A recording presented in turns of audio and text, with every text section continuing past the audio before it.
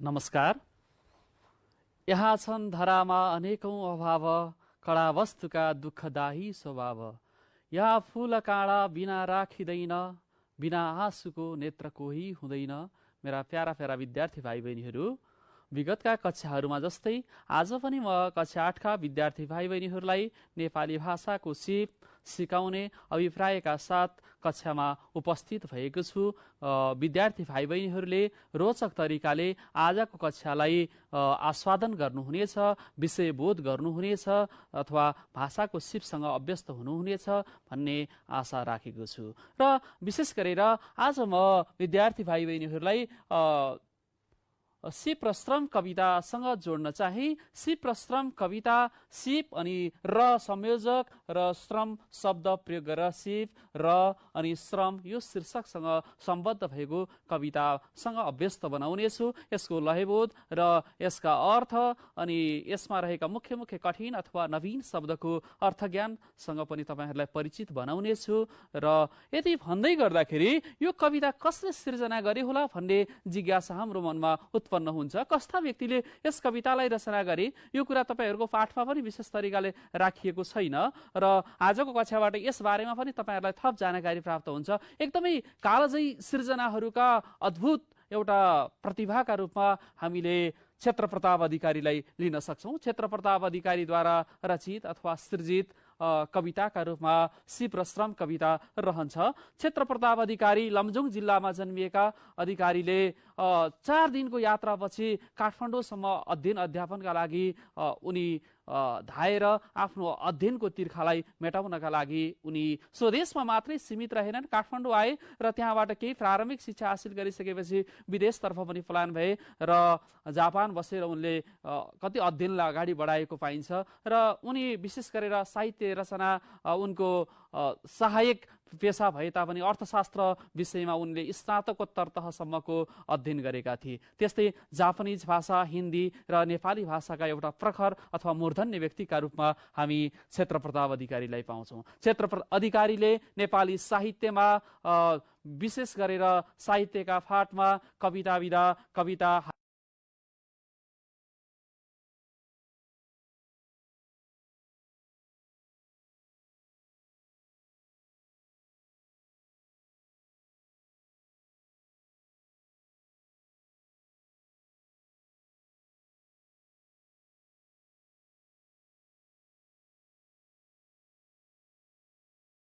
लाई तपाईहरूले समेट्न सक्नुहुन्छ। पहाडदेखि पहाडसम्म तर देश हारिरहेछ गाम्बेसीका गीत। गाम्बेसीका गीत अत्यन्तै उनको चर्चित गीतका रूपमा रहेको छ। यो पुरस्कृत पनि गीत हो र उनले लेखेका विभिन्न रचनाहरूमध्ये नारायण गोपालले गायन गरेको मतलाली गुरास भई यस्तो यो बोलको गीत पनि उनले रचना गरेको पाइन्छ। तपाईँहरूले अहिले पनि सुन्नुभएको छ, मतलाली गुरास भएछु बनैभरि फुलिदिन्छु, मनैभरि फुलिदिन्छु। सम्झिन पनि सजिलो छ, त्यो गीत सम्झिनु भयो भने उनले लेखेको रचनालाई पनि सम्झिनुहुन्छ। त्यस्तै कुम्ती मुक्तानले गाएको गोठालो जाँदा लागेको माया, यो यस्तै रामकृष्ण ढकालको जिन्दगीमा धेरै कुरा गर्न बाँकी छ, सबैभन्दा ठुलो त्योभन्दा नि ठुलो कुरा मर्न बाँकी छ। यस्ता यस्ता अत्यन्तै ओजप्रद गीतका रचनाकारका रूपमा हामी क्षेत्र प्रताप अधिकारीलाई पाउँछौँ।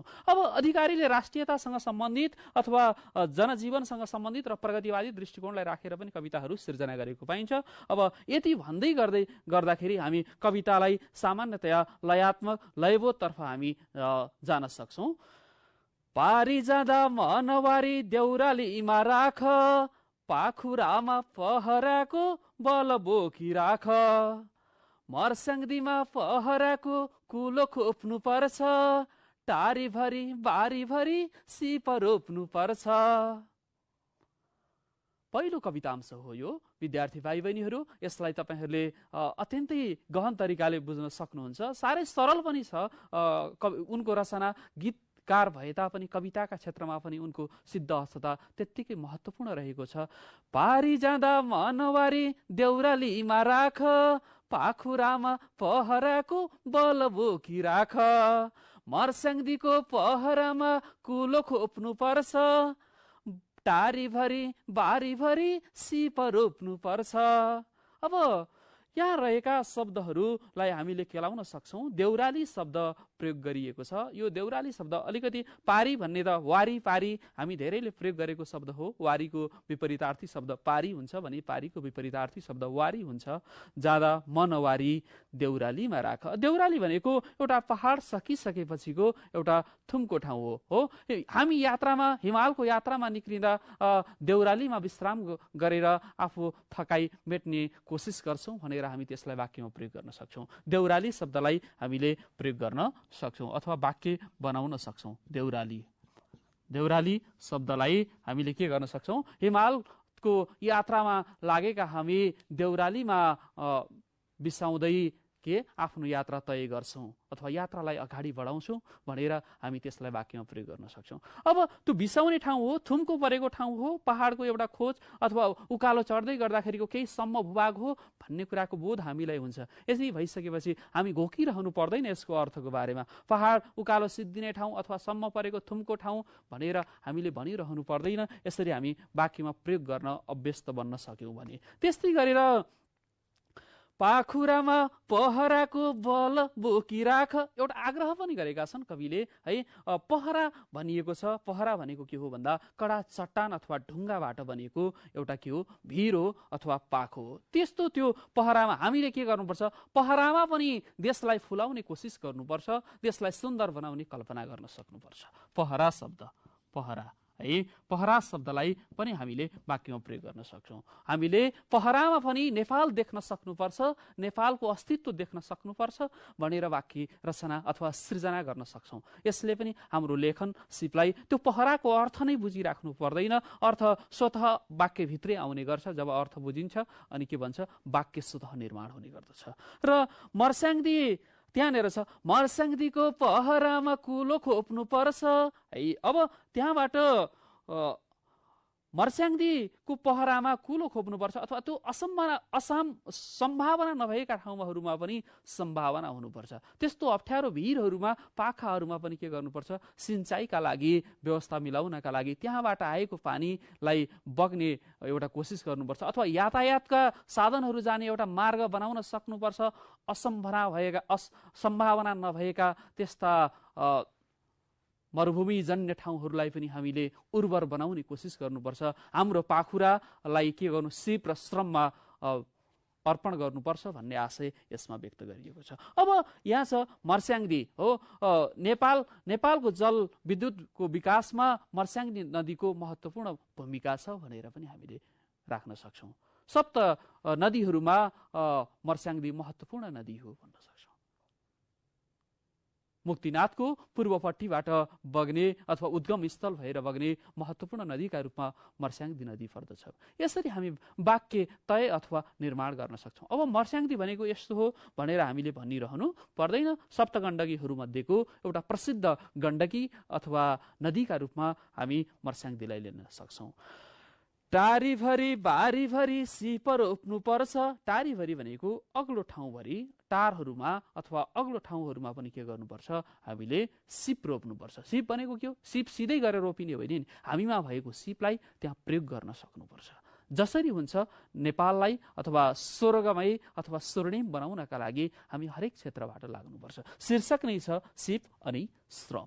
त्यही भएर यसलाई हामीले ख्याल गरौँ। सिप प्रयोग गर्नुपर्छ, श्रम लगाउनुपर्छ। यो दुईवटाको संयोजन गर्न सक्यौँ भने, यसलाई जोड्न सक्यौँ भने नेपाल अवश्य पनि स्वर्गतुल्य हुन्छ भन्ने कुराको भावना यहाँ कविले व्यक्त गरेका छन्। मैले अर्थभन्दा पनि यसको भाव अथवा लयबोध र यहाँ रहेका कठिन शब्दहरूलाई म पहिला परिचित गराउन चाहे विद्यार्थी भाइ बहिनीहरूसँग।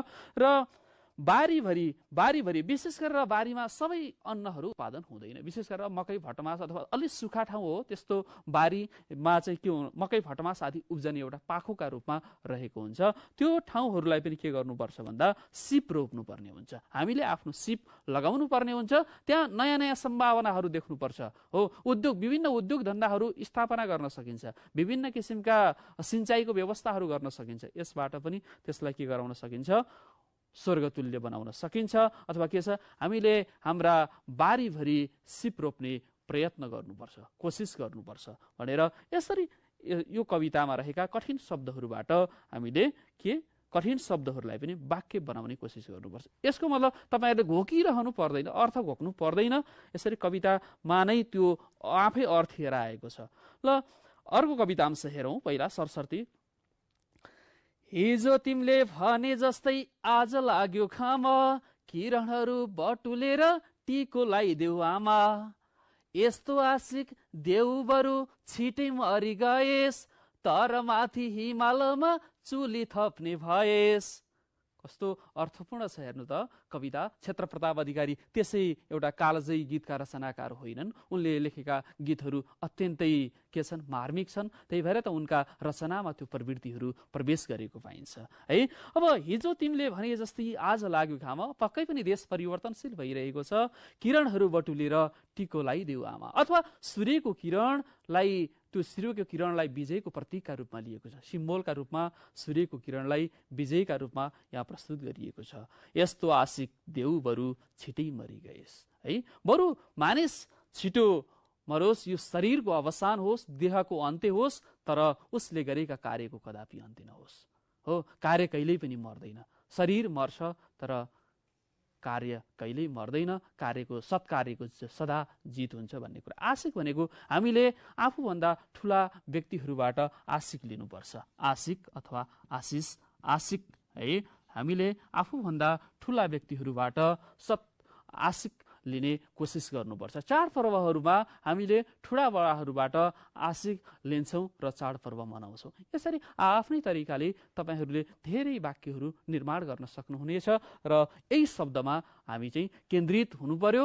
तर वाक्य भनी अनगिन्ती बन्न सक्छन्, त्यो आफ्नो तपाईँहरूको भाषिक कौशलको कुरा हो यो चाहिँ है। अब तर माथि हिमालमा चुली थप्ने भएस, इच्छार्थ भाव प्रकट गरिएको छ नि है। कविले त्यस्तो इच्छा प्रकट गरेका छन्। बरु छिटै मरियोस्, शरीरको अवसानसँग मलाई कुनै पनि पिर छैन, तर देशका लागि मैले के दिएँ, देशलाई मैले के गर्न सकेँ र समाजलाई मैले के गर्न सकेँ, त्यो महत्त्वपूर्ण कुरा हो भन्ने कुरा पनि यहाँ छ। चुली थप्ने भएस अथवा हिमालको उचाइ थप्ने एउटा योद्धाका रूपमा आफूलाई स्थापित गर्नुपर्छ, त्यो आशय यसमा व्यक्त गर्न। चुली पहाडको चुच्चो अथवा टाकुरो हो। हिमालको चुचुरामा पुग्नका लागि सबै लालायित हुन्छन्, तर कमैले मात्रै सफलता प्राप्त गर्छन्।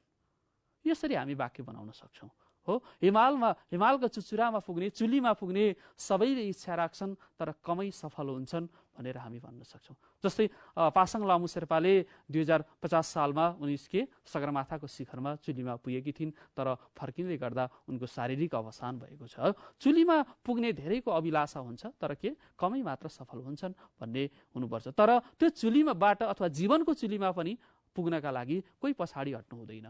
त्यो लक्ष्य चाहिँ हाम्रो के हुनुपर्छ, जहिले पनि चुलीमा पुग्ने हुनुपर्छ। पहिल्यै पछाडि हट्यौँ भने, सोचाइमा नै पछाडि पऱ्यौँ भने कहिल्यै पनि हामी अगाडि बढ्न सक्दैनौँ। र अर्को कवितांशलाई जोड्न चाहे मैले। तेस्रो श्लोक। पाखाभरि लालु पाते आँखाभरि छाया, नभेटिने रूप तर नमेटिने माया, माटासित यस्तो माया लाउँ एक कपाले, मुटुभित्र बगाइराख मेची महाकाले। अब तपाईँहरूको पुस्तकमा यहाँ रहेका कठिन शब्दहरूको अर्थ राखिएको छैन। मैले तपाईँहरूलाई कठिन लाग्छ कि भनेर 2वटा शब्द चयन गरेको छु। एकपटक फेरि हेर्न सक्नुहुनेछ तपाईँहरूले तेस्रो श्लोकलाई, तेस्रो कवितांशलाई। र कवितांश अथवा श्लोक। पाखाभरि लालु पाते आँखाभरि छाया, नभेटिने रूप तर नमेटिने माया, माटासित यस्तो माया लाऊ एक कपाले, मुटुभित्र बगाइराख मेची महाकाली। अब यहाँ छाया भन्ने शब्दलाई मैले चयन गरेँ। तपाईँहरूलाई अलिकति कठिन लाग्न सक्छ। छाया प्रकाश राम्रोसँग नपरेको एउटा ओसिलो ठाउँ विशेषलाई छाया परेको ठाउँ भनेर हामी भन्न सक्छौँ है। अथवा प्रकाशको सिधा प्रकाश नपरेको ठाउँ विशेष चाहिँ के हो, एउटा त्यो चाहिँ छाया हो भनेर बुझ्न सकिन्छ। अथवा ओसिलो हुन्छ त्यहाँ है। अब हामी पनि त्यो बिरुवा पनि सिधा प्रकाश परेको ठाउँमा राम्रोसँग हुर्किएको हुन्छ भने त्यो के छाया परेको ठाउँमा हुर्किएको हुँदैन हो। हामीले आफ्नो जीवनमा छाया नभएर प्रकाश पार्ने कोसिस गर्नुपर्छ। जीवनलाई स्वर्ग बनाउनका लागि जीवनका हरेक क्षणमा छाया होइन प्रकाशको आवश्यकता पर्दछ है। यसरी हामीले वाक्य निर्माण गर्न सक्छौँ है। छाया परेको ठाउँमा भन्दा प्रकाश परेको ठाउँमा बिरुवा राम्रोसँग हुर्कन्छन्। सरल सरल किसिमका शब्दहरू प्रयोग गर्न सक्छौँ। गर्मी भएको बेलामा हामी छायामा बस्दा शीतलताको अनुभूति गर्छौँ। यसरी नयाँ शब्दहरू नयाँ वाक्यहरू निर्माण गर्न सक्छौँ है। अब लालुपाते, यहाँ लालुपाते, पाखाभरि लालुपाते आँखाभरि छाया। आँखाभरि छाया भनेको छ आँखाले के देखेको भन्दा त्यहाँ छाया देखेको छ, एउटा प्रतिबिम्ब देखेको छ, अथवा नेपाल यस्तो हुनुपर्छ भन्ने चाहिँ त्यसले कल्पना गरेको छ कि यो कुरा चाहिँ बुझ्नुभयो। ल लालुपाते भनेको लामा लामा राता पात हुने फुल एउटा लालुपाते, जो विशेष गरेर तराईमा भन्दा पहाडतिर बढी मात्रामा हुने गर्छ। लालु भनेको छ त्यो आफैमा रातो हो है। लालुपाते, पाते भनेको छ पात प्लस ए पाते, त्यही शब्दमा नै अर्थ छ। र लालुपाते फुलले फुलबारीको शोभा बढाउने काम गरेको हुन्छ। अब विशेष गरेर हामी हिमालको यात्रामा निस्कँदा, पहाडको यात्रामा निस्कँदा शिरमा लालुपाते फुल सजाएर हिँड्दा अत्यन्तै शोभायमान देखिन्छ, अत्यन्तै सुन्दर देखिन्छ भनेर पनि नयाँ नयाँ आखिर शब्दमा खेल्ने हो। तपाईहरू खेल्न सक्नुहुन्छ, तपाईहरू भाषाका खेलाडीहरू हुनुहुन्छ। जसले राम्रो खेल खेल्नुहुन्छ त्यसले भाषामा त्यो विद्यार्थीको भाषामा जय हुन्छ अथवा विजय हुन्छ है। यसरी हामी ढुक्क भएर अगाडि बढ्न सक्छौँ। चौथो श्लोकलाई हेरौँ। सपनामा सगरमाथा अङ्गालेर सुत, सिर्जनाका गीतहरू सङ्गालेर उठ, सारङ्गीका स्वरहरू सङ्गीत फेर्ने गर, आफू हेर्ने आँखाहरू देश हेर्ने गर।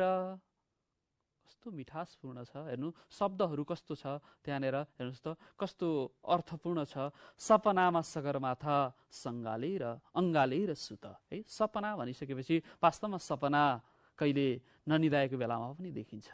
कस्तो सपना होला भन्नुहोस् त? त्यो सपना भनेको आफ्नो कल्पना रूपी सपना हो। म यस्तो गर्छु है भन्ने कुराको सपना हो। तर धेरै कुराहरू चेतन मनले व्यक्त गर्न नसकेका कुराहरू, कन्सियस माइन्डले अथवा त्यो चेतन मनले व्यक्त गर्न नसकेका कुराहरू अवचेतन मनबाट व्यक्त हुन्छ, अनकन्सियस रूपमा चाहिँ अथवा अवचेतन रूपमा व्यक्त हुन्छ। त्यसलाई चाहिँ त्यो सपनाका रूपमा चाहिँ व्यक्त भएको हुन्छ भन्ने कुरा चाहिँ स्वप्नवादीहरूले व्यक्त गरेको पाइन्छ है। अब सपनामा सगरमाथा अङ्गालेर सुत है। सपना शब्द लेखिएको छ निदाएको बेला मानसिक रूपमा देखिने दृश्य अथवा रमाइलो कल्पना। सपना सबैको सपना के विपनामा भइदिने भएको भए आज हरेक व्यक्ति त्यो अवस्थामा हुँदैन हो कि होइन भन्नुहोस् त? त्यो हरेक व्यक्ति हरेक ठाउँबाट माथि उठेको हुन्छ हो। हरेकको के हुन्छ, प्राज्ञिक वृद्धि हुनसक्छ, एउटा शिव वृद्धि हुनसक्छ, तर हरेक व्यक्ति त्यसरी उठ्न सकिरहेको हुँदैन है। अब सपना, हरेक व्यक्तिले सफलता प्राप्त नगरे पनि सपना देख्ने काम गर्नुपर्छ। जीवनमा सफल हुने सपना देख्ने कोसिस गर्नुपर्छ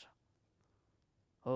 जसले सपना देख्छ ऊ केही न केही अगाडि पुग्छ, र सपना नै नदेख्ने व्यक्ति कहिले पनि सफलता प्राप्त गर्न सक्दैन। जब बिउ रोपिन्छ तब फल फल्छ, तर बिउ नै नरोप्ने व्यक्तिले कहिले पनि फलको आशा गरेर अर्थ छैन है। अब सिर्जनाका गीतहरू सङ्गालेर उठ। अब सिर्जना भनेको नयाँ नयाँ कुराको के रचना विशेषलाई यहाँ हेर्नुहोस् त, नयाँ निर्माण अथवा रचना शब्दलाई यहाँनिर राखिएको छ है। अब सृजना, हामीले हरेक क्षेत्रमा नयाँ नयाँ सृजना गर्ने प्रयत्न गर्नुपर्छ। नवसृजनाले नै मानिसलाई अरू सामु चिनाउँछ हो। नयाँ नयाँ जसले सृजना गर्छ त्यो व्यक्ति नै के हुन्छ, अरू सामु चिनिन्छ।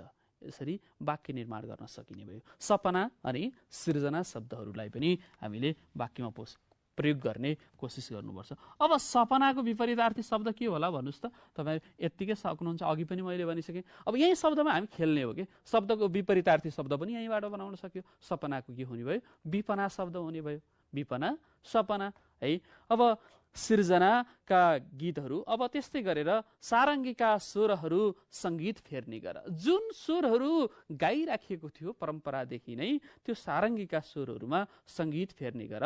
अथवा के छ, सारङ्गी परम्परादेखि नै नेपाली लोकभाषामा सारङ्गीको महत्त्वपूर्ण स्थान छ। सारङ्गी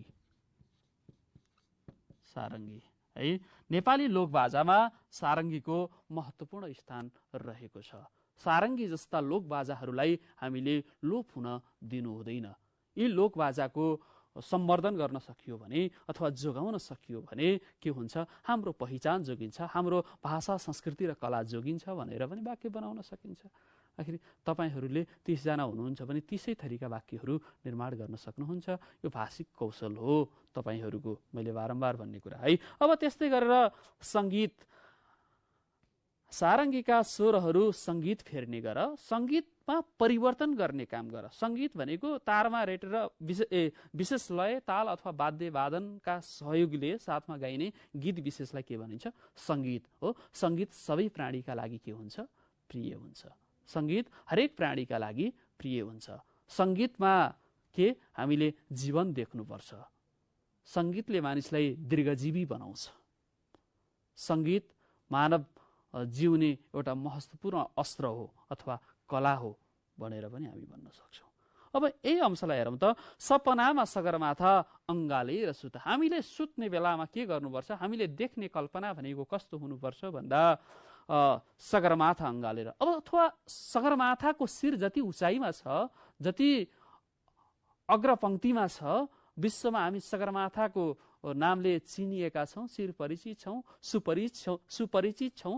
त्यसै कारणले गर्दा हामीले देख्ने सपना पनि ती सगरमाथा जस्तै उचाइको हुनुपर्छ, त्यत्तिकै अग्लो हुनुपर्छ है। सृजनाका गीतहरू सङ्गालेर उठ है। बिहान उठ्दाखेरि नव सृजनालाई लिएर उठ्नुपर्छ। किनकि केही प्रगति गर्नु छ भने बिहान सूर्योदय उषाकालीन अवस्थामा, प्रातकालीन अवस्थामा के गर्नुपर्छ भन्दा नयाँ सृजना गर्छु है भन्ने किसिमको सोच हुनुपर्छ। चाहे आजको दिन होस्, चाहे भोलिको दिन होस्, हरेक दिनलाई नयाँ सृजनाका रूपमा हामीले परिणत गराउन सक्नुपर्छ। तब मात्रै मानव जीवन अर्थपूर्ण छ भन्ने किसिमको प्रगतिवादी दृष्टिकोण पनि यहाँ कविको रहेको छ। एउटा आग्रह र आह्वान छ भने अर्को प्रगतिवादी दृष्टिकोण पनि यो कवितांशभित्र रहेको छ। सारङ्गीका स्वरहरू सङ्गीत फेर्ने गर। अब ती पहिलादेखि बजाउँदै गरेका बाजाहरूको स्वर अथवा सङ्गीतमा परिवर्तन हुनु छ। एउटा दुःख पीडालाई मात्रै व्यक्त गर्ने गीतहरू थिए, कतिपय अवस्थामा ती सारङ्गीले त्यस्तै मात्रै दुःख पीडा र वेदनाहरू गाउँदै गरेको पाइन्छ। कतिपय विद्यार्थी भाइ बहिनीहरूलाई थाहा नहोला सारङ्गी बाजाका बारेमा भने कतिपयले त्यससँग अभ्यस्त हुनुहुन्छ। घर घरमा दुःख पीडा अथवा वेदना गाउँदै परदेशीहरूको दुःख व्यथाहरू त्यहाँ गाउँदै आएका पाइन्छ। हामी विशेष गरेर अत्यन्तै धरधरी रुनका लागि बाध्य बनाउने, कारुणिक भाव व्यक्त गर्ने त्यो शैली ती सारङ्गी वादकहरूमा रहेको हुन्छ। र ती सारङ्गीमा अब परिवर्तनका गीतहरू पनि गाउनुपर्छ। सधैँ दुःखका मात्रै गीत गाएर हुँदैन। अब के हुनुपर्छ? देशलाई परिवर्तन गराउने किसिमका गीतहरू पनि गाउनुपर्ने हुन्छ। सङ्गीतलाई परिवर्तन गर्नु, फेर्ने गर भनेको परिवर्तन गर्ने गर। त्यस्ता गीतहरूले नै के गर्न सक्छ? समाजलाई रूपान्तरण गर्ने गर्छ। सधैँ कारुणिक अथवा करुणामय अथवा दुःखदायी गीतले मात्रै समाज परिवर्तन हुन सक्दैन हो। कहिलेकाहीँ सचेतनाका गीतहरू गाउनुपर्छ, कहिलेकाहीँ प्रगतिवादी सोचका गीतहरू गाउनुपर्छ। साहित्य भनेको समाजको यथार्थ चित्रण हो र त्यो समाजको यथार्थ चित्रण गर्दाखेरि समाजलाई परिवर्तन गर्ने अभिप्राय पनि यो साहित्यभित्र हुनुपर्छ, रचनाभित्र हुनुपर्छ, कुनै पनि सङ्गीतभित्र हुनुपर्छ र त्यसले मात्रै समाजलाई डोराउन सक्छ, राम्रो दिशातर्फ लान सक्छ भन्ने कुरा पनि यसमा व्यक्त गर्न खोजिएको छ। अब आफू हेर्ने आँखाहरू देश हेर्ने गर अथवा व्यक्तिवादी सोच राख्नु भएन। आफू मात्रै बाँच्नुपर्छ। मखाऊ मैलाऊ सुख सयलवा मोज मगरू, म बाँचु मै नाचु अरू सब मरुन् दुर्बलहरू, भनी दारा धस्ने अब जसठ देखि छक परी, चिता खितका छोडी अब यसित हाँस्यो मरिमरी है। अब यस्तो मखाउ र लाहु जस्ता मात्रै भावनाहरूलाई यहाँ राख्नु हुँदैन हो। यसमा हामी चाहिँ सचेत हुनुपर्छ। आफूलाई मात्रै हेर्ने आँखाहरू, आफूतर्फ मात्रै म मात्रै बाँचौँ, म मात्रै खाउँ, म मात्रै लाउँ भन्ने दृष्टिकोणमा हामी परिवर्तन हुनुपर्छ। त्यो आफूलाई हेर्ने आँखाहरूमा के हुनुपर्छ? दृष्टिकोणमा परिवर्तन गरेर सिङ्गो देशलाई अथवा विश्वलाई हेर्ने कोसिस गर्नुपर्छ। वसुधैव कुटुम्बकम है, परोपकाराय पुण्याय पापाय परपीडनम, सर्वे भवन्तु सुखिनः सर्वे सन्तु निरामया। सबै सुखी हुनुपर्छ, सबैको को कल्याण हुनुपर्छ भन्ने किसिमको भावना पनि हुनुपर्छ। तब मात्रै के हुन सक्छ, समाज अगाडि बढ्न सक्छ भन्ने किसिमको कुरा पनि आशय पनि यसमा व्यक्त गरियो। सुत, उठ, फेर्ने गर यी शब्दहरूको पुनरावृत्ति छ। यसले पनि कवितालाई रोचक बनाउने काम गरेको छ। यसमा पनि तपाईहरूले विचार गर्नुहोस् है। अब अगाडि म भन्दै गएँ, आँखाभरि लालुपाते, पाखाभरि लालुपाते, आँखाभरि छाया। अब त्यो लालुपातेलाई एउटा शोभायमानका रूपमा मात्रै नभएर एउटा विजयको प्रतीकका रूपमा लिएको छ। रातो रङ विजयको प्रतीक हो, तपाईँहरूलाई पनि थाहा छ।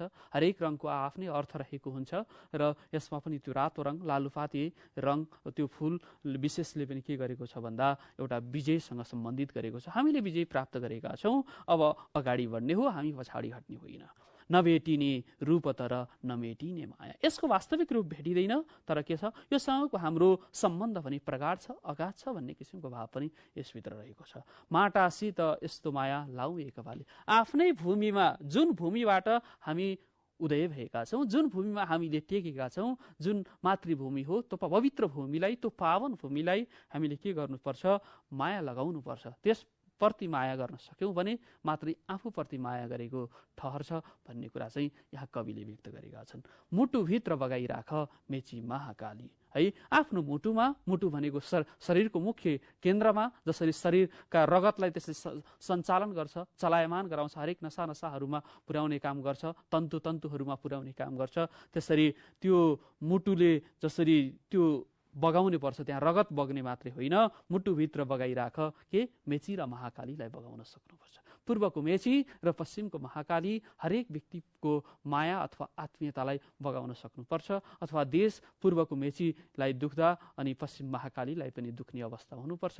हरेक ठाउँलाई एक सोचेर हामी अगाडि बढ्नुपर्छ। उदात्त सोच राख्ने, विशिष्ट सोच राख्ने अथवा माथिल्लो सोच राख्ने व्यक्ति मात्रै जीवनमा सफल हुन्छ, त्यसले मात्रै जीवनमा सफलता प्राप्त गर्न सक्छ भन्ने किसिमको आशय पनि यो तेस्रो अंशमा भनिएको छ। मैले पछाडिबाट अर्थाउँदैछु विद्यार्थी भाइ बहिनीहरूलाई। अब दोस्रो अंशलाई, हिजो तिमीले भने जस्तै आज लाग्यो घाम, किरणहरू बटुलेर टिको लगाइदेऊ आमा। पक्कै पनि हिजो तिमीले जुन कुरा सोचेका थियौ, जुन कुरा कल्पना गरेका थियौ, र त्यस्तै किसिमको आजको अवस्था भएको छ। आज लाग्यो घाम, घाम लाग्नु भनेको के हो, उज्यालो आउनु हो। प्रतीकात्मक रूपमा, सिम्बोलिक रूपमा त्यही कुरा व्यक्त गर्न खोजिएको छ यहाँ कविले। त्यसरी है, कवि सर्वज्ञाता थिए, धेरै विषयका उनी ज्ञाता थिए, तसर्थ पनि यस्तो किसिमको एउटा बिम्ब अथवा एउटा यो कुनै पनि विषयवस्तुलाई यिनले टिप्ने काम गर्दथे। किरणहरू बटुलेर टिको लगाइदेऊ। सूर्यको किरणलाई अब बटुलेर सम्हालेर टिको लगाइदेऊ आमा भनेको छ, अथवा विजयको एउटा